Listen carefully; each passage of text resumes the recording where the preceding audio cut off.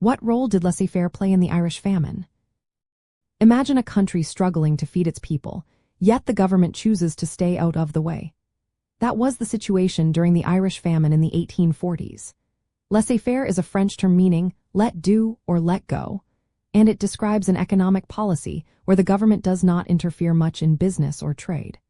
During the famine, Britain, which ruled Ireland at the time, believed that market forces should handle the crisis without much government help.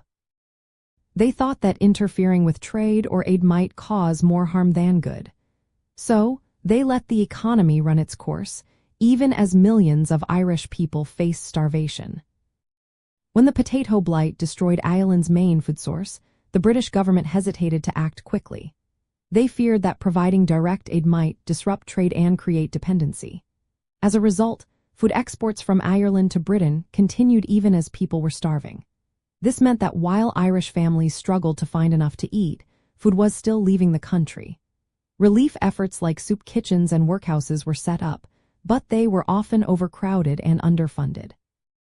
The government relied heavily on private charities and local efforts, which simply could not keep up with the scale of the disaster. This hands-off approach had tragic consequences.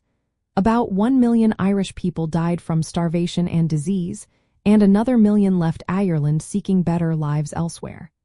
The failure to act decisively was rooted in the belief that the market should be left alone, even in times of crisis. This policy reflected the broader ideas of laissez-faire economics, which favored minimal government intervention. Today, you can see reminders of this history across Ireland. In many towns and villages, especially in the West and South, there are memorials to those who suffered. Abandoned cottages and stories passed down through generations tell of the hardship faced during the famine. The impact of laissez-faire policies shaped Ireland's history and its relationship with Britain. It also influenced how Irish communities around the world remember their past. Understanding the role of laissez-faire helps explain why the famine was so devastating. It shows how government choices can directly affect people's lives during emergencies.